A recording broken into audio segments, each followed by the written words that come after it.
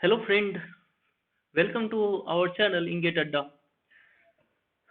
तो अपन जो है स्ट्रेंथ ऑफ मटेरियल का कॉन्सेप्ट पढ़ रहे थे, जो कि GATE, ESC and SSC and other state का जो एग्जाम होता है इंजीनियरिंग सर्विस का, जो civil engineering as well as mechanical engineering, ठीक है, उन उसके लिए बहुत ही ज़्यादा बेनिफिशियल रहेगा आपका। तो यहाँ पे अपन जो है सारे का सारा कॉन्सेप्ट जो जितना भी हो सकता है थियोरेटिकल, अभी तो theoretical most of the thing theoretical ही चल रहा है, ठीक है। तो ये सब चीजें कवर कर रहे हैं। तो लेटर ऑन जो है इससे रिलेटेड जो न्यूमेरिकल भी स्टार्ट हो जाएगा, पूरा न्यूमेरिकल बेस्ड होगा लेक्चर। तो अभी थियोरेटिकल एंड उससे रिलेटेड जो भी क्वेश्चन था, एक क्वेश्चन लास्ट वीडियो में भी अपन कवर किए थे, जो कि गेट का प्रीवियस ईयर क्वेश्चन था, अच्छा क्वेश्चन था, ठीक है। तो अगेन आज फिर से उसी को कंटिन्यू करते हुए, तो आज भी मोस्ट ऑफ द कॉन्सेप्ट जो है बेसिक कॉन्सेप्ट है, बट इम्पोर्टेंट कॉन्सेप्ट है, ठीक है। तो ये सब इस सब से क्वेश्चन पूछा जाता है, तो आपको आता है तो तभी कर सकते हैं, नहीं आता तो नहीं कर पाओगे, ठीक है। तो वो सब सारे कॉन्सेप्ट आज भी कुछ होगा, थियोरेटिकल पोर्शन ही होगा most of the thing, okay, definition based, तो वो कवर करने का ट्राई करेंगे।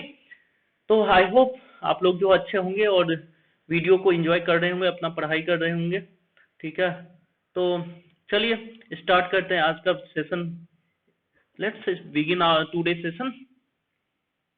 तो चलिए देखिए आज का जो ये एक लाइन देख लेते हैं, ये है अब चल मोटिवेशन जो है ना, मोटिवेशन मोटिवेशन नहीं अपने को, जब बोलते हैं पढ़ने के लिए हमें मोटिवेशन चाहिए, ठीक है। मोटिवेशन से इम्पोर्टेंट है, मोटिवेशन एक आउटर थिंग है, बाहर का आपको लगता है, ठीक है। उससे बेटर है आप यदि अपने इंटरनल इन्वायरमेंट को मैनेज करें। इंटरनल इन्वायरमेंट मतलब आपका माइंड के लेवल पे आप जब मैनेज करना स्टार्ट करोगे ना, मीनिंग क्या है इसका, माइंड के लेवल पे कैसे मैनेज करोगे। सपोज आप वीडियो लेक्चर देख रहे हो, ठीक है, 5 मिनट देखा, फिर आपको मन कर गया कुछ और वीडियो देखने का, क्योंकि यहाँ पे क्या है, आपका दिमाग को वर्क करना पड़ता है। जब आपका दिमाग वर्क करता है तो ऑब्वियसली वो नहीं करना चाहेगा, ठीक है, स्ट्रेस जनरेट होगा एज यूजुअल, तो वो नहीं करना चाहेगा। तो यही है मैनेज करना।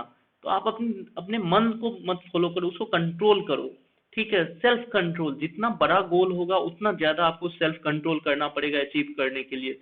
क्योंकि जो सपोज कोई भी व्हीकल है, व्हीकल जितना स्ट्रांग होता है उतना स्ट्रांग उसका ब्रेक होता है, क्योंकि ब्रेक बहुत इंपॉर्टेंट होता है। उसी तरह से आपको लाइफ में कुछ ज्यादा अचीव करना, बड़ा अचीव करना, तो आपको सेल्फ कंट्रोल भी उतना तगड़ा होना चाहिए, तभी आप उस चीजों को अचीव कर पा सकते हैं, ओके। तो जो छोटी छोटी चीजें हैं उस सबको माइंड में आते ही उसको नेग्लेक्ट कर देना है, ठीक है। तो यही एक कोट है आज का, देखिए, key to success lies in managing the internal environment. तो हम जनरली क्या करते हैं, हम पढ़ाई के लिए टेबल अच्छा करते हैं, बेड अच्छा करते हैं, ठीक है, बुक वुक सजाते हैं, वो सब एक्सटर्नल थिंग है, उससे आपको पढ़ाई से कोई सक्सेस का कोई ज्यादा लेना देना नहीं होता है। मोस्ट ऑफ द थिंग जो लेना होता है वो अपने इंटरनल इन्वायरमेंट से लेना होता है। आप अपने आप में कितना सुलझे हुए हैं, उससे आपका सक्सेस मिलेगा, ठीक है। एक्सटर्नल एनवायरनमेंट बहुत ही कम रोल प्ले करता है, ठीक है। तो इसलिए आप देखते होंगे तो बहुत सारा ऐसे स्टूडेंट है जिसका एक्सटर्नल एनवायरनमेंट उतना अच्छा नहीं है, बट फिर भी वो बहुत हाई लेवल पे सक्सेस मिलता है, ठीक है, क्योंकि वो सारा जो है अपने इंटरनल एनवायरनमेंट को मैनेज किया है। External is just a very small thing, ठीक है, बट इंटरनल आप मैनेज कर लिए तो आपका सिचुएशन कुछ भी हो, आपको सक्सेस मिलेगा ही मिलेगा, भले थोड़ा देर हो सकता है बट मिलेगा सक्सेस, ओके। तो ये था आज का की टू सक्सेस, ओके। तो चलिए आज का कॉन्सेप्ट स्टार्ट करते हैं, पढ़ना स्टार्ट करते हैं, ओके। तो आज का फर्स्ट कॉन्सेप्ट है प्रूफ स्ट्रेस। प्रूफ स्ट्रेस क्या होता है, ठीक है। तो ये स्ट्रेस स्ट्रेन कर्व आपको दिख रहा होगा, स्ट्रेस स्ट्रेन कर्व। तो अपन जो है स्टार्टिंग में थर्ड लेक्चर में भी स्ट्रेस स्ट्रेन कर्व पढ़ा था, ठीक है। तो स्ट्रेस स्ट्रेन कर्व जब पढ़ा था तो ये वो अपन जो है माइल्ड स्टील का स्ट्रेस स्ट्रेन कर्व पढ़ा था। कुछ एक मटेरियल होता है like aluminium, some of the material like aluminium, copper and, ठीक है, एल्यूमिनियम, कॉपर, ये सब ऐसा मटेरियल है जिसका इल्ड स्ट्रेस जो होता है, इल्ड स्ट्रेस है वो डिफाइन नहीं होता है, ठीक है। डायरेक्टली आपको ग्राफ देख के आप बता नहीं सकते इल्ड स्ट्रेस कहाँ पे होगा। बट वही जब माइल्ड स्टील का बात किया जाता था, तो माइल्ड स्टील में जो होता था, ये जो लोअर इल्ड पॉइंट है इसको हम बोलते थे इल्ड स्ट्रेस, ठीक है। माइल्ड स्टील में, बट एल्यूमिनियम, कॉपर, इन सब केस में ये अपर एंड लोअर यील्ड पॉइंट आपको मिलता ही नहीं है ग्राफ में, तो फिर यील्ड स्ट्रेस कैसे निकालोगे? क्योंकि ये यील्ड स्ट्रेस के बेसिस पे ही हम मोस्ट ऑफ द डिजाइन करते हैं, तो डिजाइनिंग के लिए अपने को यील्ड स्ट्रेस चाहिए, तो ठीक है, तो वो निकालने के लिए हम करेंगे क्या, तो उसको कैलकुलेट करने के लिए यील्ड स्ट्रेस का वैल्यू कहाँ पे होगा, इसके करस्पॉन्डिंग होगा या इसके किसके करस्पॉन्डिंग होगा, तो एक मेथड सजेस्ट किया है आईएस कोड, ठीक है, एक मेथड सजेस्ट किया जिसको बोलते हैं ऑफसेट मेथड, ऑफसेट मेथड। तो ऑफसेट मेथड को यूज करके हम यील्ड स्ट्रेस का वैल्यू निकालेंगे, ठीक है। यील्ड स्ट्रेस को ही यहाँ पे प्रूफ स्ट्रेस भी बोला जा रहा है, दोनों का मीनिंग सेम है, प्रूफ स्ट्रेस बोले या यील्ड स्ट्रेस बोले सेम है, चीजें हैं, ठीक है। ओके, तो जो मेथड सजेस्ट किया that method name is offset method, इसका हम यूज करेंगे यील्ड स्ट्रेस कैलकुलेट करने के लिए, फाइन। तो ऑफसेट मेथड क्या होता है, तो आपको पता है स्ट्रेन, स्ट्रेन क्या होता है, change in length divided by original length, ठीक है। इसको यदि 100 से मल्टीप्लाई कर दे तो आपको परसेंटेज में मिल जाएगा स्ट्रेन। तो अपने को करना क्या है, 0.2% स्ट्रेन से, जहां पे स्ट्रेन का वैल्यू 0.2% होगा, या फिर हम अपन बोल सकते हैं 0.002 स्ट्रेन, ठीक है, ये परसेंट में या फिर बिना परसेंट का, तो बिना परसेंट का कितना हो जाएगा 0.002 और परसेंट में 0.2%, ठीक है, तो ये हो गया 0.2%, ठीक है। यहाँ से अपने को करना क्या है, एक लाइन ड्रॉ करना है, ये लाइन जो ड्रॉ करना है इसका स्लोप क्या होना चाहिए, जो लाइन ड्रॉ कर रहे हैं इसका स्लोप जो है, जो स्ट्रेस स्ट्रेन कर्व है उसके स्लोप के बराबर होना चाहिए। यहाँ पे जो स्ट्रेस स्ट्रेन कर्व है उसका जो स्लोप होगा वही सेम स्लोप इस लाइन का भी होना चाहिए।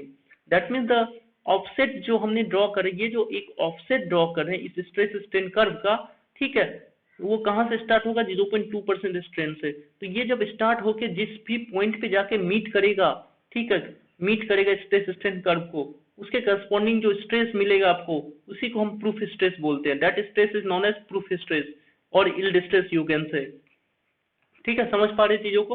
तो हमने क्या किया, एक ऑफसेट ड्रॉ किया, ऑफसेट मतलब parallel to initial portion of stress strain curve का जो इनिशियल पोर्शन है, ये इनिशियल पोर्शन, इसके पैरेलल हमने एक ऑफसेट ड्रॉ किया, ठीक है, और ये ऑफसेट कहाँ पे ड्रॉ किया 0.2% स्ट्रेन पे, तो ये जो ऑफसेट ड्रॉ किया ये जहाँ पे जाके मीट किया कर्व को, उसके करस्पॉन्डिंग के स्ट्रेस को हम प्रूफ स्ट्रेस बोलेंगे। ये जो लाइन है ये वर्टिकल नहीं है, ये इंक्लाइंड है, इसका एक स्लोप है, ठीक है, समझ पा रहे चीजों को। ओके, तो प्रूफ स्ट्रेस का मीनिंग समझ आ गया, वो कहाँ से ड्रॉ करना होता है, ये क्वेश्चन पूछता है 0.2% स्ट्रेन या फिर 0.002, तो क्वेश्चन में अच्छे से आपको पढ़ना पड़ेगा, परसेंटेज में लिखा हुआ है बिना परसेंट का, बिना परसेंट होगा तो ये होगा, परसेंट में होगा तो ये होगा, ओके। तो ये हो गया प्रूफ स्ट्रेन, प्रूफ स्ट्रेस, ठीक है। तो इसको यदि परपेंडिकुलर ड्रॉ करे एक्स एक्सिस पे, तो ये जो स्ट्रेन है ये हो गया प्रूफ स्ट्रेन, ठीक है। So this will you will get proof strain, okay। ये प्रूफ स्ट्रेन नहीं है, ये तो इस पॉइंट से हमने एक पैरेलल लाइन ड्रॉ किया है, ठीक है, this is not a proof strain, proof stress का करस्पॉन्डिंग जो स्ट्रेन है that is the proof strain, okay. This concept is clear now. तो ये था आपको प्रूफ स्ट्रेस, और ये कॉन्सेप्ट आपको आरसीसी में भी मिलेगा, स्टील में भी मिलेगा, फाइन। तो वहाँ उन सब जगह पे भी यही सेम कॉन्सेप्ट आपको याद रखना है क्या होता है। तो कुछ एक मटेरियल है जिसका यील्ड स्ट्रेस डिफाइन नहीं होता, ठीक है, एल्युमिनियम, कॉपर, तो उस केस में यील्ड स्ट्रेस निकालने के लिए हम प्रूफ स्ट्रेस निकालते हैं, और कौन सा मेथड यूज करते हैं, offset method, remember the name of the method, name of method है ये, ऑफसेट मेथड का यूज करेंगे, fine. I think this is clear. आपको कहीं भी डाउट हो तो आप कमेंट बॉक्स में लिखिए, ठीक है, तो हम उसको नेक्स्ट वीडियो लेक्चर में उसको ट्राई करेंगे आपके डाउट को क्लियर करने का, फाइन, और या फिर कमेंट के थ्रू भी आपका डाउट क्लियर कर सकते हैं, ओके। चलिए नेक्स्ट कॉन्सेप्ट पे चलते हैं। नेक्स्ट कॉन्सेप्ट पढ़ते हैं अपन, क्रीप। क्रीप क्या होता है, ठीक है, ये सारे थ्योरेटिकल कॉन्सेप्ट है, बट इससे क्वेश्चन जो है बहुत मोस्ट फ्रीक्वेंटली आपको क्वेश्चन मिलेगा, स्टेट का जो इंजीनियरिंग सर्विस का एग्जाम होता है उन सब में, और बाकी जो भी एग्जाम है, इवन ईएससी में भी, गेट में भी, ठीक है। तो क्रीप क्या होता है, क्रीप, तो क्रीप को जब हम डिफाइन करते हैं तो this is nothing but time dependent, पहले डेफिनेशन लिख लेते फिर समझेंगे, time dependent permanent deformation, permanent deformation. तो टाइम डिपेंडेंट परमानेंट डिफॉर्मेशन को अपन क्रीप बोलते हैं। ये किस पे डिपेंड कर रहा है, time dependent permanent deformation under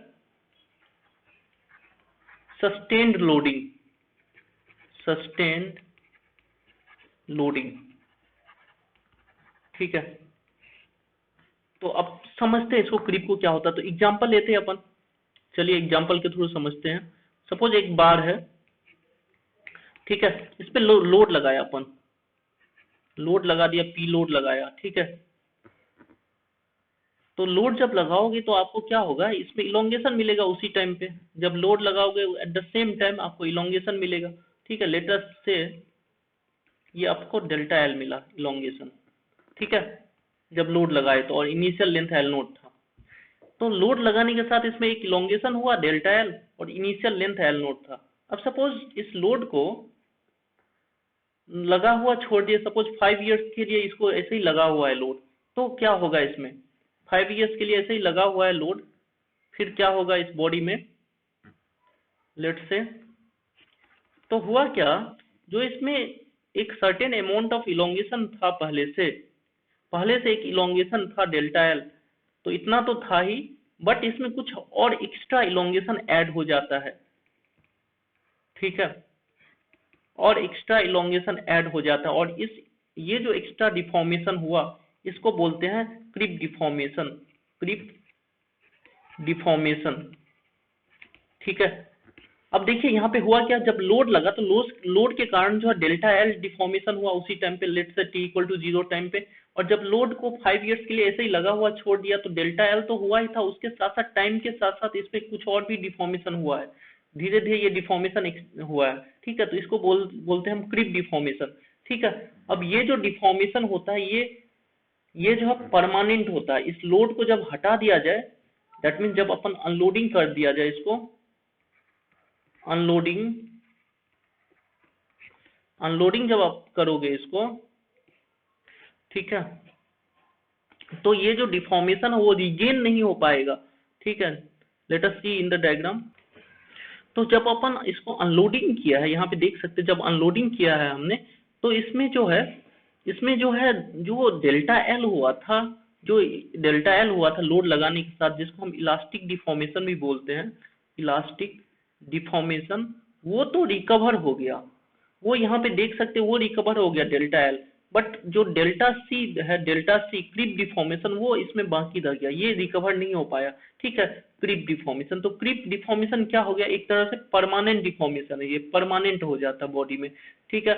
और ये क्यों हो रहा है, टाइम डिपेंडेंट है, टाइम के साथ हो रहा है। हमने इसको 5 इयर्स के लिए छोड़ दिया था, इसलिए धीरे धीरे इतना इलोंगेट और एक्स्ट्रा हो गया, तो टाइम के ऊपर डिपेंड कर रहा है। और loading under the sustain loading, जो लोडिंग लग रहा था वही लोडिंग लगा हुआ छोड़ दिया था, ठीक है। तो अंडर द सस्टेन लोडिंग, समझ पा रहे चीजों को, ये होता है क्रीप डिफॉर्मेशन, ठीक है।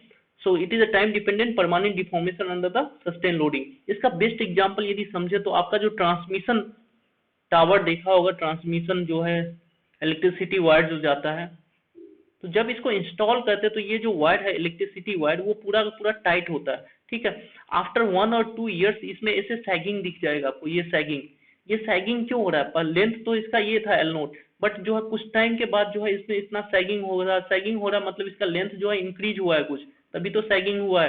तो ये लेंथ में इंक्रीमेंट क्यों हुआ है, क्योंकि क्रीप के कारण हुआ है, क्रीप डिफॉर्मेशन यहाँ पे हो रहा है, ठीक है, क्रीप डिफॉर्मेशन। अब ये यहाँ पे क्वेश्चन पूछोगे, यहाँ पे लोड कहाँ लग रहा है, यहाँ पे लोड लग रहा है इसका सेल्फ वेट जो है, सेल्फ वेट है यहाँ पे, तो because of their on self weight, ठीक है, इसमें डिफॉर्मेशन हो रहा है टाइम के साथ साथ, इसका लेंथ इंक्रीज हो गया, समझ पा रहे चीजों को, लेंथ इंक्रीज हो गया L note plus delta L, ठीक है। तो ये क्रीप डिफॉर्मेशन का एग्जांपल होता है। तो इसलिए हम जो है जनरली जब मैन्युफैक्चर करते हैं तो हम ट्राई करते हैं जो भी मटेरियल मैन्युफैक्चर किया जाए वो क्रीप में स्ट्रांग हो, ठीक है, जिससे कि टाइम के साथ उसमें इलोंगेशन नहीं हो, फाइन। तो मैन्युफैक्चरिंग जब किया जाता है तो वहां पे ये चीजें का ध्यान रखा जाता है, ओके। चलिए अब ये ग्राफ पे चलते हैं, ये जो ग्राफ दिख रहा है आपको उस पे चलते हैं। तो यहाँ पे दिख रहा होगा, तो जब हमने लोडिंग लगाया था पी, उस टाइम में इसमें डेल्टा एल इलोंगेशन हुआ था, एल नोट ओरिजिनल लेंथ था, तो उसी टाइम पे इसमें स्ट्रेन कितना डेवलप हुआ था, delta L by L naught, ठीक है, जिसको हम इलास्टिक स्ट्रेन बोलते हैं। तो at T equal to zero पे इसमें ई नोट जो है स्ट्रेन डेवलप हुआ, बट टाइम के साथ और डिफॉर्मेशन इंक्रीज होता गया, ठीक है। तो स्ट्रेन का वैल्यू इंक्रीज होता गया, ठीक है, इंक्रीज होता गया, टाइम के साथ साथ स्ट्रेन का वैल्यू इंक्रीज होता जा रहा है, fine, because of the creep, तो सपोज इस पॉइंट तक पहुंचा, उसके बाद हमने लोड को हटा दिया, अनलोडिंग किया। अनलोडिंग जब करेंगे तो जो भी इलास्टिक डिफॉर्मेशन था, इलास्टिक स्ट्रेंथ था, वो तो रिकवर कर गया, वो हट गया, तो इतना डिक्रीज हुआ। बट जो क्रीप डिफॉर्मेशन था वो इसमें परमानेंट रह गया, इतना डिफॉर्मेशन। ठीक है, जब इसको हम अनलोडिंग किए तो वो बैक टू जीरो पे नहीं आया। फाइन, समझ पा रहे चीजों को। ओनली इलास्टिक डिफॉर्मेशन जो था, इलास्टिक स्ट्रेन, वो रिकवर हुआ, बट जो ये परमानेंट डिफॉर्मेशन हो रहा है क्रीप, वो अभी भी बाकी है। ठीक है, तो परमानेंट प्लास्टिक डिफॉर्मेशन रिटेन हो रहा है, that is because of the creep. Fine, तो ये कर्व है। तो यहाँ पे एक और चीजें देख सकते हैं, जो क्रीप का रेट है, रेट ऑफ क्रीप डिफॉर्मेशन, यहाँ पे एक पॉइंट लिख रहा हूं, rate of creep deformation. Rate of creep deformation का मतलब क्या है? ये जो स्लोप है, इस कर्व का जो स्लोप देख सकते हैं, ये स्लोप जो है धीरे धीरे डिक्रीज हो रहा है, that means near to vertical से हॉरिजॉन्टल जा रहा है। तो जो रेट है क्रीप डिफॉर्मेशन होने का, वो डिक्रीज हो रहा है। तो rate of creep deformation decreases with the time under constant loading. Rate जो है डिक्रीज हो रहा है, दैट मीन्स स्लोप जो है डिक्रीज हो रहा है। इसका मतलब समझे तो सपोज फर्स्ट ईयर में जो है 2 मिलीमीटर डिफॉर्मेशन हुआ है, सेकेंड ईयर में जो है सपोज 1.5 मिलीमीटर और एक्स्ट्रा हुआ है, थर्ड ईयर में सपोज 1.25 मिलीमीटर और एक्स्ट्रा हुआ है। ठीक है, तो मतलब जो रेट है वो डिक्रीज होता जा रहा है। ठीक है, पहले 1 ईयर में 2 mm हुआ, सेकेंड 1 ईयर में 1.5, थर्ड 1 ईयर में 1.25, तो रेट डिक्रीज हो रहा है। बट टोटल तो हमेशा इंक्रीज ही हो रहा है। टोटल यदि देखे तो क्या हो रहा है, पहले 2 था, फिर 3.5 हो गया, फिर जो है आपको 4.75 हो गया, तो ये इंक्रीज हो रहा है। तो creep deformation is increases with the time. Creep deformation increases with the time. ठीक है, तो सेंटेंस अच्छे से पढ़ना। रेट ऑफ क्रीप डिफॉर्मेशन, जो रेट ऑफ क्रीप डिफॉर्मेशन वो डिक्रीज होगा टाइम के साथ, रेट, बट क्रीप डिफॉर्मेशन जो वो इंक्रीज होगा टाइम के साथ, increases with the time. Okay, under the constant loading. ठीक है, क्लियर है? चलिए नेक्स्ट कॉन्सेप्ट पे चलते हैं। ओके, तो ये एक पॉइंट देख लेते हैं, जो क्रीप डिफॉर्मेशन है, क्रीप डिफॉर्मेशन वो किस किस के ऊपर डिपेंड करता है। ये क्वेश्चन पूछ लेता, क्रीप डिफॉर्मेशन डिपेंड्स अपॉन। ठीक है, तो क्रीप डिफॉर्मेशन जो है डिपेंड करता है टेम्परेचर लेवल। एक तो ये जो सपोज ये जो बार्ट का एग्जांपल लिया था, ये कितना डिग्री टेम्परेचर पे है। ठीक है, टेम्परेचर पे भी डिपेंड करेगा, दैट मीन्स इसके एनवायरमेंट का टेम्परेचर कितना है। फाइन, सपोज जनरली देखा गया है at 30% of melting point temperature, जब इसका जो टेम्परेचर है वो 30% ऑफ मेल्टिंग पॉइंट, जो इसका मेल्टिंग पॉइंट है उसका 30% जब टेम्परेचर है, ठीक है, तो जो क्रीप जो है वो नोटिसेबल दिखना स्टार्ट हो जाता। क्रीप इज नोटिसेबल, ठीक है। And 50% of melting point temperature rate is highest, जो क्रीप डिफॉर्मेशन का रेट है वो हाईएस्ट हो जाता है। ठीक है, 50% of the melting point temperature. और इसी 50% of the melting point temperature को हम एक नेम देते हैं होमोलोगस टेम्परेचर, होमोलोगस टेम्परेचर। तो होमोलोगस टेम्परेचर क्या होता है? It is a temperature which is 50% of the melting point temperature at which rate of the creep deformation is highest। ठीक है, rate of creep deformation is highest। Okay, तो temperature का मतलब समझ आ गया। ठीक है, टेम्परेचर जैसे इंक्रीज होगा तो क्रीप का रेट इंक्रीज होता चला जाता है। फाइन, नेक्स्ट स्ट्रेस के ऊपर डिपेंड कर रहा है, हम कितना लोड लगा के छोड़ रहे हैं।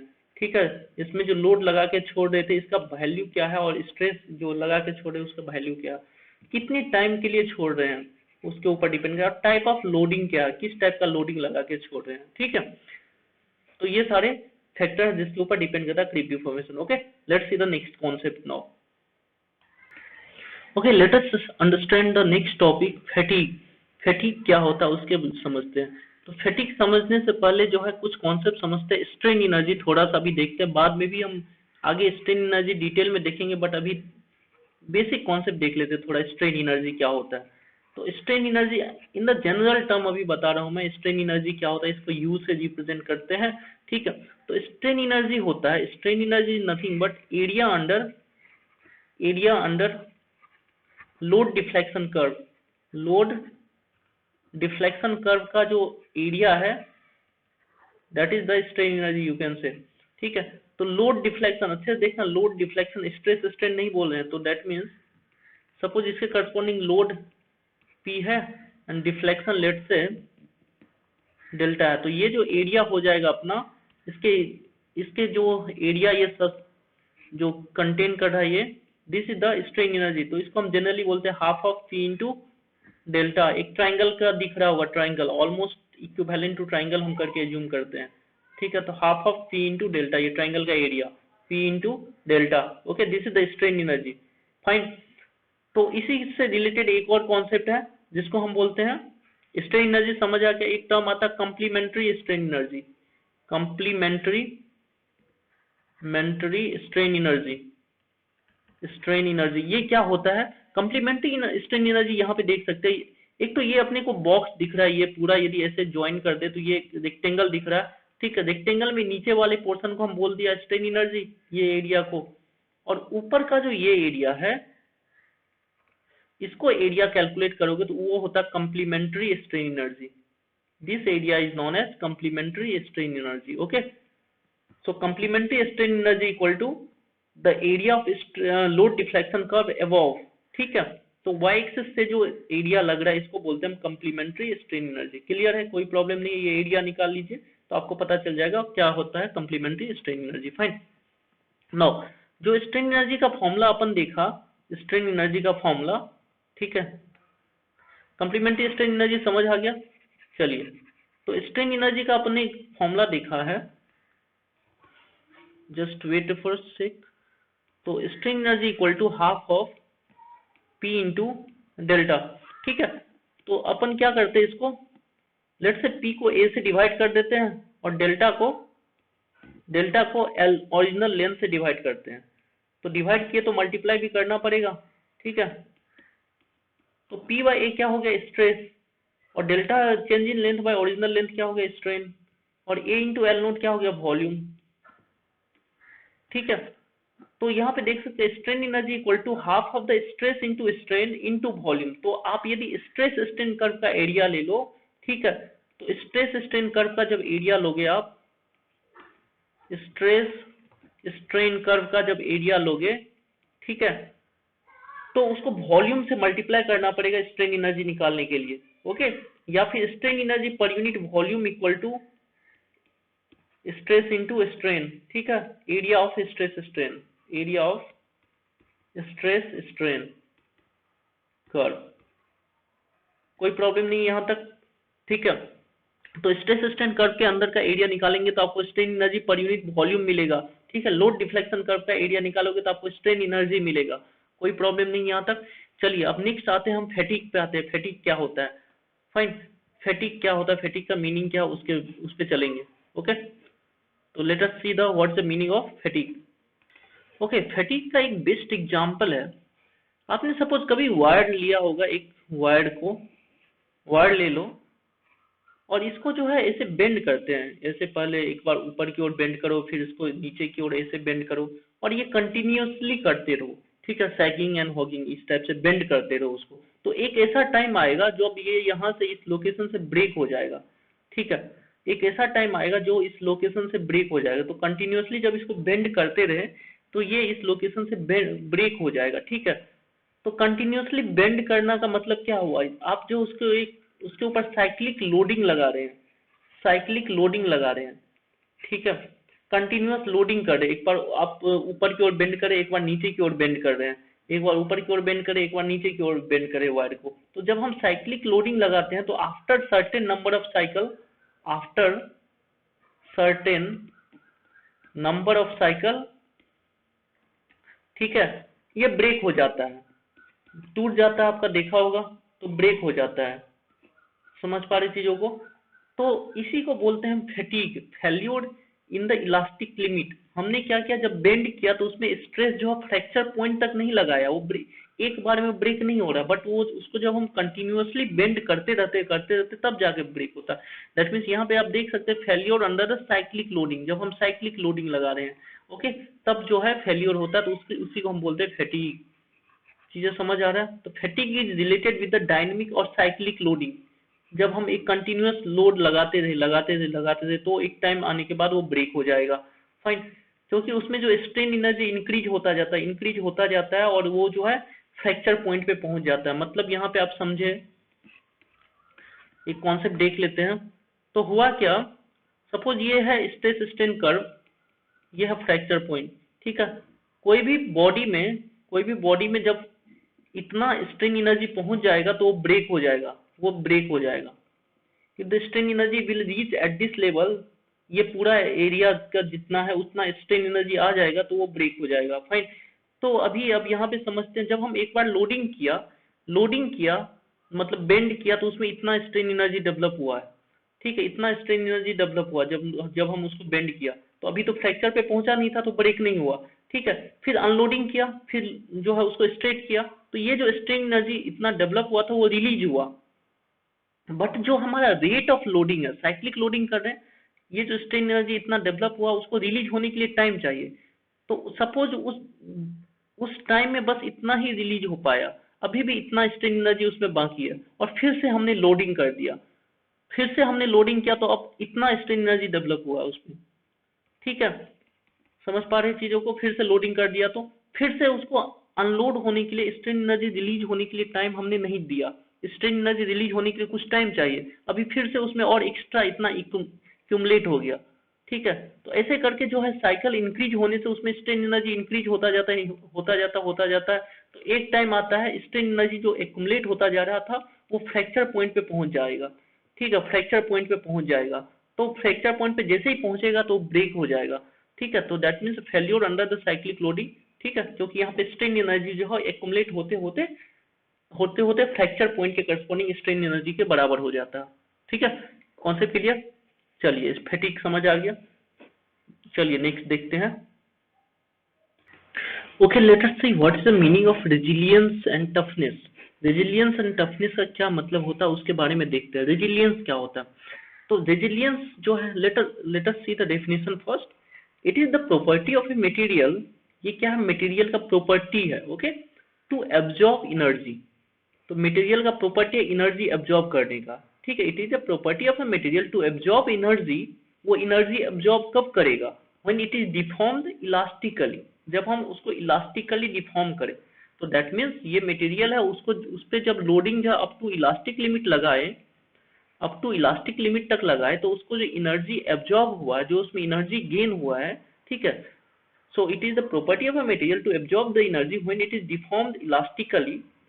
देन अपॉन अनलोडिंग, जब उस लोड को हटा दे आप, तो दिस एनर्जी गेट रिलीज्ड, जो एनर्जी उसमें स्टोर हुआ था वो पूरा का पूरा रिलीज हो जाएगा, ठीक है। तो this property is known as resilience, उसी प्रॉपर्टी को हम रेजिलियंस बोलते हैं। मतलब इसका सीधा यहाँ से समझ सकते हैं, ये एक बार था, इसके ऊपर हमने लोडिंग किया, ये loading corresponding to elastic limit है, ठीक है, क्योंकि इलास्टिक लिमिट तक किया। तो जब लोडिंग किया तो इसमें कुछ ना कुछ डिफॉर्मेशन हुआ, डेल्टा एल, ठीक है। तो एक स्ट्रेन एनर्जी स्टोर हुआ, स्ट्रेन एनर्जी इतना स्टोर हुआ। जब अनलोडिंग कर दिया, अनलोडिंग किया, तो डेल्टा एल जो है अगेन जीरो हो गया। दैट मीन्स जितना स्ट्रेन एनर्जी स्टोर हुआ था वो सारा का सारा रिलीज हो गया, फाइन। तो ये जो प्रॉपर्टी है स्टोर करने का और रिलीज करने का स्ट्रेन एनर्जी, तो उसी को हम बोलते हैं रेजिलियंस, फाइन। तो रेजिलियंस में लोडिंग कहाँ तक करना है? इलास्टिक लिमिट तक, ओनली द इलास्टिक लिमिट तक, ठीक है, ओके। तो प्रूफ रेजिलियंस, अब देखिए नेक्स्ट टर्म, ये 3 टर्म लिखा हूं मैं, most of the time you will get in the question, ठीक है। और तीनों को अच्छे समझना। रेजिलियंस क्या प्रॉपर्टी है, अब प्रूफ रेजिलियंस क्या, ये एक वैल्यू है, ठीक है। प्रूफ रेजिलियंस है maximum strain energy can be stored within the elastic limit, ठीक है। तो मैक्सिमम स्ट्रेन एनर्जी कितना स्टोर कर सकता है? That is nothing but half of load corresponding to elastic limit and उसके करस्पॉन्डिंग जो भी डिफ्लेक्शन होगा, ठीक है। This is the strain energy, fine. Maximum strain energy can stored within the elastic limit. Fine, वो होता है proof resilience. फिर मॉडुलस ऑफ रेजिलियंस क्या होता है? Modulus of resilience, modulus of resilience है area under the stress strain curve up to the elastic limit. यहाँ पे लोड डिफ्लेक्शन नहीं है, यहाँ पे स्ट्रेस स्ट्रेन, तो half of stress into up to the elastic limit and strain up to the elastic limit. तो ये इसका मतलब क्या निकल रहा है? जो मॉडुलस ऑफ रेजिलियंस है that is nothing but strain energy per unit volume होता है, क्योंकि area under the stress strain curve is strain energy per unit volume, और ये है अपना स्ट्रेन एनर्जी। ठीक है, तो हम बोल सकते हैं मॉडुलस ऑफ रेजिलियंस क्या है? Proof resilience, proof resilience divided by volume. Okay, तो तीनों टर्म क्लियर होना चाहिए, modulus of resilience, proof resilience and resilience. Okay fine, तो लोडिंग कहां तक करना? With in the elastic limit तक। ठीक है, with in the elastic limit loading करेंगे तो एक स्ट्रेन एनर्जी स्टोर हुआ, और इसको अनलोडिंग करने के बाद ये फिर से डेल्टा एल जो है वो जीरो हो जाएगा। ठीक, क्योंकि इलास्टिक लिमिट तक ही किया, तो ये अगेन रिगेन हो जाएगा जीरो, तो स्ट्रेन एनर्जी जीरो हो जाएगा। ठीक है, सो this is the resilience. Fine, now let's see the what is the meaning of toughness. Toughness का मतलब क्या होता है? तो टफनेस में जो जो हम देखते हैं स्ट्रेन एनर्जी, वो स्ट्रेन एनर्जी देखते हैं up to the fracture point. Fracture point तक स्ट्रेन एनर्जी कितना स्टोर करता है। टफनेस, टफनेस को जब डिफाइन कर किया जाए, what should be the definition? This is the ability of a material, ability to absorb energy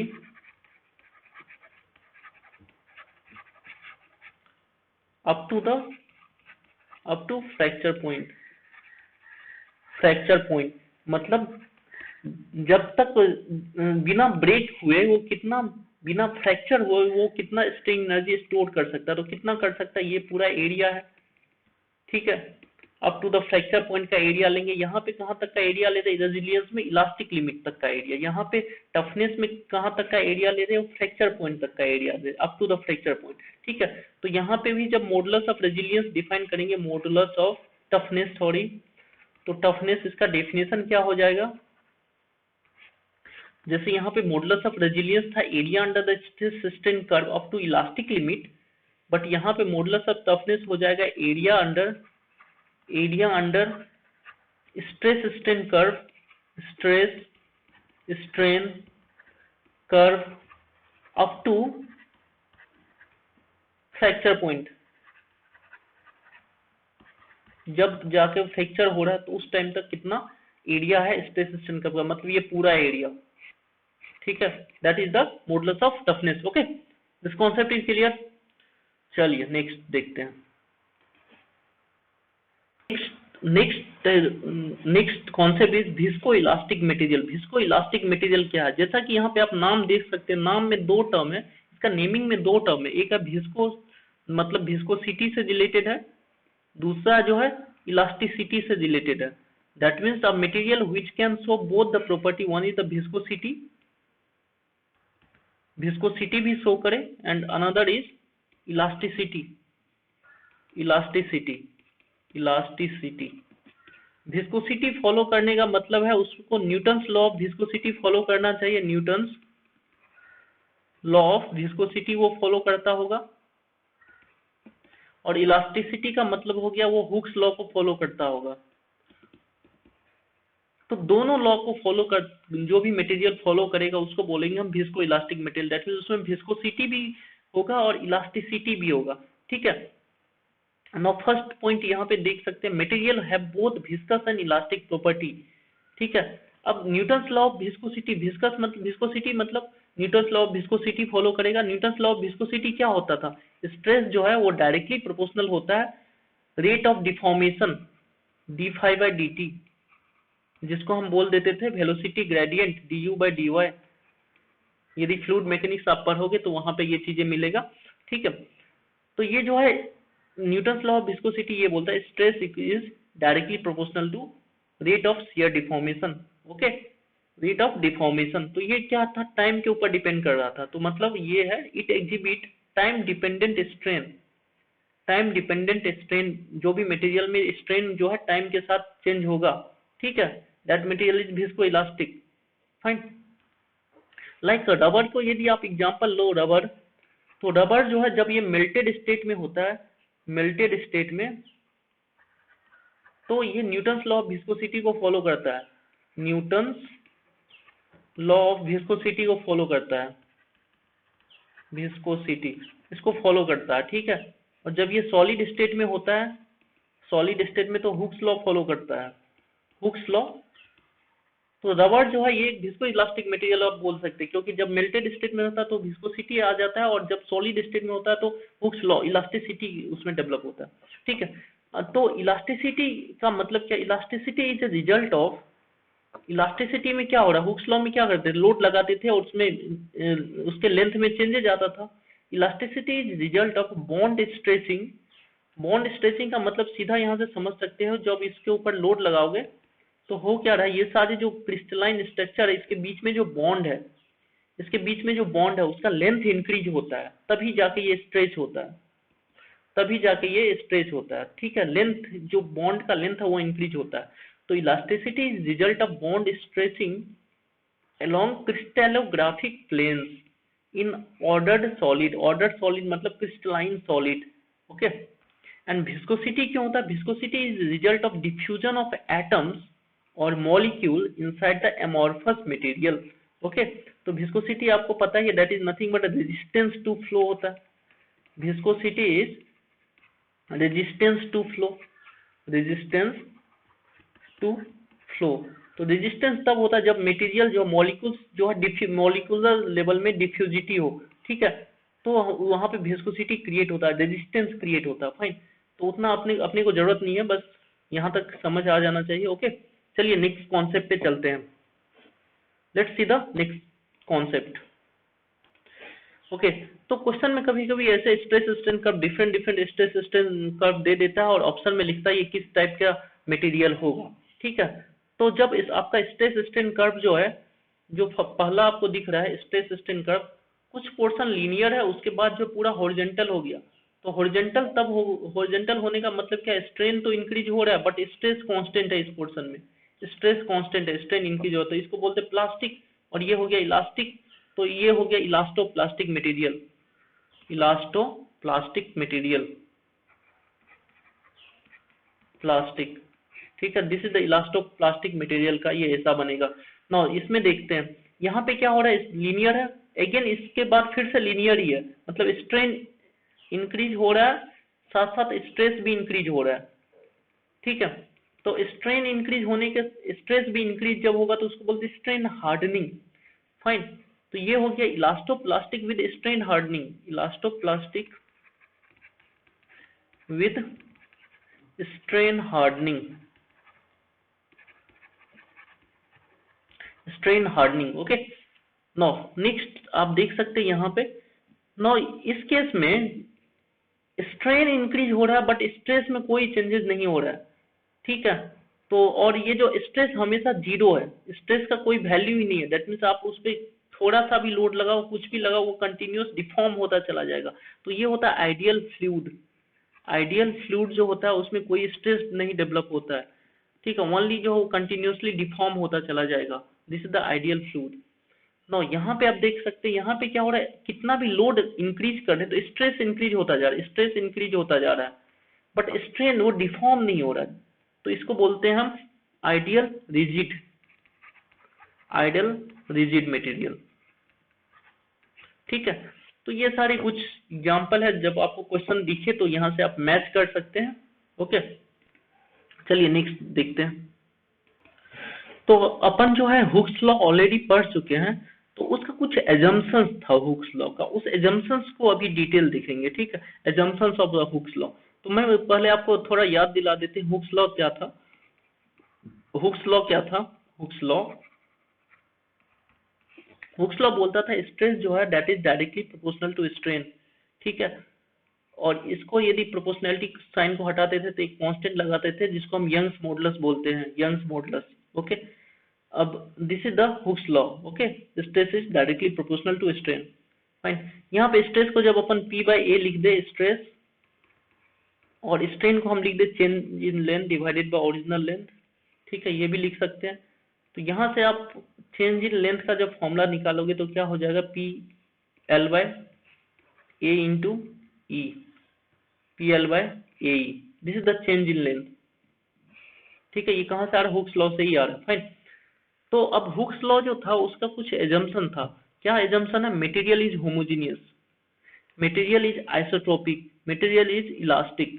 ठीक है, अब एक एक एजम्पशन का डिटेल देखें। होमोजीनियस का क्या मीनिंग है, what is meaning of homogeneous, what's meaning of isotropic and elastic.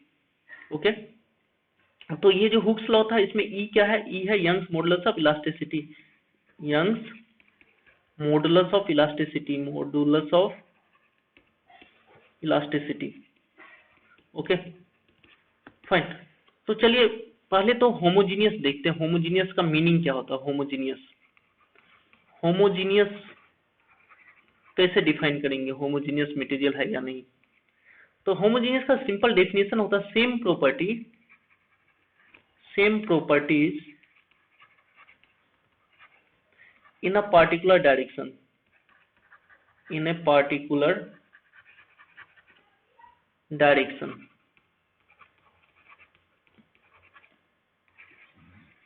Same property in a particular direction. ठीक है, at same property in a particular direction. चलिए इसको समझते हैं पहले, ये तो हो गया डेफिनेशन, समझते हैं। सपोज ये मैंने एक बार ले लिया, ये बार ले लिया, और इस बार पे मैंने ये डिफरेंट डिफरेंट पॉइंट मार्क किया हुआ, 1 2 3 4 5। ठीक है, ये सारे पॉइंट मार्क किया, इस सब पॉइंट से मैंने डिफरेंशियल एलिमेंट कट करके निकाल लिया। सपोज ये जो है डिफरेंशियल एलिमेंट 1 इस पॉइंट से कट करके निकाला हुआ है। ठीक है, तो अब जो ये वाला जो डिफरेंशियल एलिमेंट मैं कट करके निकाला 1 से, इस 1 से, अब इसके मैंने x के डायरेक्शन में, let's say this is x y z, तो x के डायरेक्शन में मैंने लोड लगाया, p लोड लगाया इस डिफरेंशियल एलिमेंट पे, और यहाँ से जो है हमने लोड जब लगाएंगे तो हमने ये फॉर्मूला जो देखे हैं delta L equal to P L by A, ये यहाँ पे अप्लाई किया, delta L equal to P L by A, और इससे मैंने ई का वैल्यू निकाला, suppose P A into delta L, E का वैल्यू निकाला, ये हो जाएगा फॉर्मूला। तो लेट से यहाँ से E1 आया। ठीक है, फिर हमने सेकंड जो है, सेकंड डिफरेंशियल, ये वाला पॉइंट, यहाँ से डिफरेंशियल एलिमेंट लिया, यहाँ पे भी हमने वही सेम लोड लगाया, सेम लोड लगाया, और यहाँ से भी फिर से हमने ई का वैल्यू निकाला E2, तो P L by A into delta L. फिर हमने 3 पे लोड लगाया, 3 पे लोड लगाया, ये वाला डिफरेंशियल एलिमेंट यहाँ से कट किया। तो ये सब देख सकते हैं हम, ये जो डिफरेंशियल एलिमेंट कट करे उसके ऊपर लोडिंग कर रहे हैं, तो यहाँ से ई निकाला, पी एल बाई ए।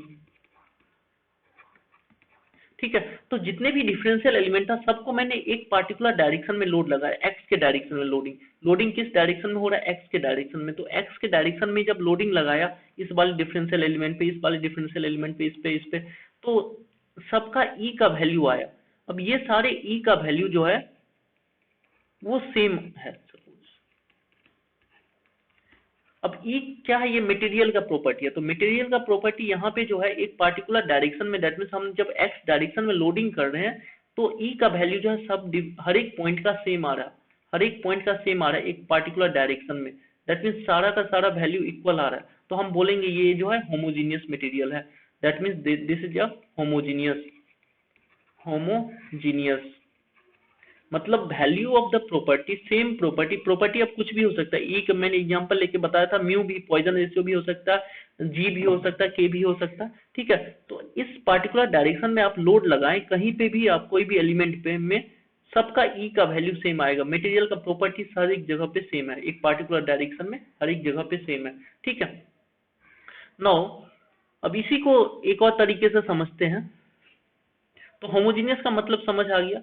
चलिए, तो अब आइसोट्रोपिक समझते हैं। आइसोट्रोपिक का क्या मीनिंग है, आइसोट्रोपिक, आइसोट्रोपिक, आइसोट्रोपिक होता है same property at a point, same properties at a point in all the direction, in all direction, in all the direction, same properties at a point in all the direction. तो समझने के लिए हम क्या करते हैं, तो यहां से सपोज 1 वाला डिफरेंशियल एलिमेंट ले लेते हैं, 1 वाला डिफरेंशियल एलिमेंट ले लिया मैंने। ठीक है, इसके ऊपर मैंने इस डायरेक्शन में लोड लगाया P, तो इसका एक E1 का वैल्यू आया, फाइन। फिर यही 1 वाले को लेके 1 वाला लिया, इसको Y डायरेक्शन में लोड लगाया। जब Y डायरेक्शन में लोड लगाया तो यहां से जो E का वैल्यू आया वही सेम E का वैल्यू आया, ठीक है। जब Z डायरेक्शन में लगाया तब भी सेम आया, मतलब हमें जो एक पॉइंट पे same properties at a point in all the direction, ठीक है। इस पॉइंट के चारों ओर कोई भी डायरेक्शन में आप लोड लगाओ सेम वैल्यू मिलेगा, ठीक है। मैंने x के डायरेक्शन लगाया, ये y के डायरेक्शन में लगाया, तब भी वही सेम E का वैल्यू मिला। बट इसी, अब सपोज 2 वाला ले लिया मैंने, 2 के ऊपर लोड लगाया तो यहां से E2 मिला, ठीक है। बट ये जो E2 है वो E1 के बराबर नहीं होगा, क्योंकि ये बस एक पॉइंट के लिए डिफाइन है, एट ए पॉइंट। ये दूसरा वाला डिफरेंशियल एलिमेंट है, यहाँ इसका डिफरेंट हो सकता है, ठीक है। तो एक पॉइंट के चारों ओर का प्रॉपर्टी, एक 1 वाला पॉइंट ले लिया, उसके चारों ओर में कोई भी डायरेक्शन में आप लोड लगाओ तो सेम वैल्यू मिलेगा, तो उसको बोलेंगे हम आइसोट्रोपिक मटेरियल। बट दूसरा पॉइंट ले लो तो उसका पहले वाले पॉइंट से बराबर नहीं होगा, वो डिफरेंट होगा, ठीक है। बट ये जो है फिर इसके अपने चारों ओर का प्रॉपर्टी सेम होगा। इसके यदि 2 वाले पॉइंट पे फिर y के डायरेक्शन लगाओ तो यहाँ पे भी E2 मिलेगा, ठीक है। तो same properties at a point, एक पॉइंट के चारों ओर का प्रॉपर्टी सेम है, फाइन। समझ पा रहे चीजों को। अब यदि इन दोनों को कंबाइन करके देखिए, होमोजीनियस एंड आइसोट्रोपिक, सपोज कोई भी मटेरियल होमोजीनियस भी है और आइसोट्रोपिक भी है, होमोजीनियस भी है एंड आइसोट्रोपिक भी है, आइसोट्रोपिक भी है। होमोजीनियस हो गया, होमोजीनियस क्या था, E1 और E2 बराबर होना चाहिए, मतलब दो कोई भी पॉइंट उठा ले, ठीक है, उस डायरेक्शन में यदि सेम डायरेक्शन लोडिंग करे तो ये दोनों बराबर होगा, ठीक है। और होम आइसोट्रोपिक बोलता है जो एक ही पॉइंट के कोई भी डायरेक्शन में सेम होगा, ठीक है। अब ये दो कोई भी मटेरियल यदि दोनों प्रॉपर्टी शो करेगा, होमोजीनियस और आइसोट्रोपिक, मतलब ये कोई भी डायरेक्शन में आप देख लो, कोई भी पॉइंट पे देख लो, सब जगह पे यंग्स मॉडुलस का वैल्यू सेम मिलेगा और सेम प्रॉपर्टी मिलेगा हर एक जगह पे, फाइन। तो वो हो गया होमोजीनियस एंड आइसोट्रोपिक, क्लियर है। That means same property in all the direction and in at all the point, same properties in all the direction at all points। कोई भी डायरेक्शन ले लो, कोई भी पॉइंट ले लो, हर एक जगह पे E का वैल्यू सेम होगा जब मटेरियल होमोजीनियस भी होगा और आइसोट्रोपिक भी होगा, ओके। तो ये था इसका एजम्पशन का मतलब, ठीक है। Next is material is elastic, elastic होना ही चाहिए, इलास्टिक होगा तभी जो है, मतलब इलास्टिक का मतलब, बोलने का मतलब है प्रोपोर्शनल लिमिट होना चाहिए यहाँ पे, ठीक है। तभी हम हुक्स लॉ लगा सकते हैं, because this is equation of straight line, ठीक है। y equal to mx passing through origin, fine. So this is a concept, this is the assumption of the Hooke's law, fine. तो isotropic हमने देख लिया, same properties at a point in all the direction, homogeneous same properties in a particular direction, okay. There is another term known as orthotropic material, तो वो देख लेते हैं, orthotropic आज देख लेते हैं क्या होता है, okay. Let us see what is the meaning of orthotropic. Okay, what's the meaning of orthotropic. Orthotropic का क्या मीनिंग हो जाता है, डिफरेंट प्रॉपर्टीज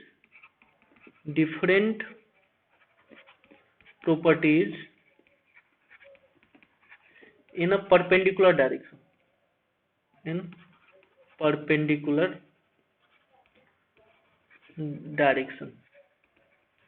perpendicular direction, वो होता है ऑर्थोट्रोपिक। मतलब ये समझे, सपोज ये 1 डिफरेंशियल एलिमेंट है, इसके ऊपर इस डायरेक्शन में लोड लगाया, अपने को E1 यंग्स मॉडुलस मिला, इसी सेम डिफरेंशियल एलिमेंट लिया, इसको इस डायरेक्शन में लोड लगाया,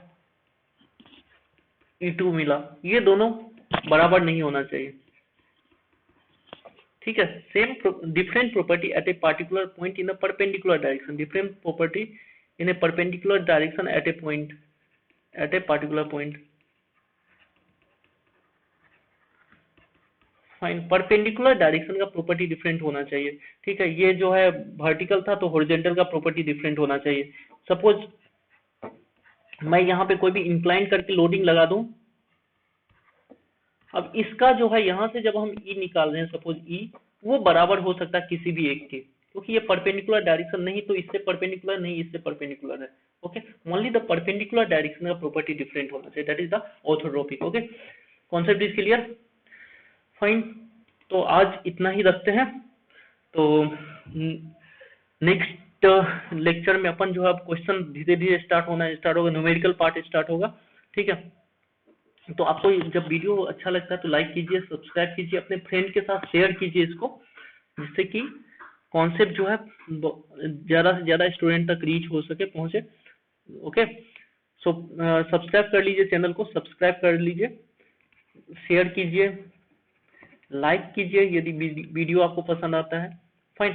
तो यहाँ पे आपको क्या करना है ना, पूरा का पूरा डिटेल कॉन्सेप्ट हम दे रहे हैं, ओके, जो भी हो सकता है पूरा पॉसिबल, तो इसलिए वीडियो जो है थोड़ा सा लेंदी तो होगा ही होगा, उसमें कोई भी कुछ भी नहीं कर सकते, लेंदी होना ही होना है। आपको 5 मिनट का वीडियो देखना है तो आप जो है बाकी सब चैनल पे जाइए, 5 मिनट का वीडियो मिलेगा जहाँ से आपको कुछ नहीं होने वाला है, बस एक ऊपर ऊपर से कॉन्सेप्ट मिलता है।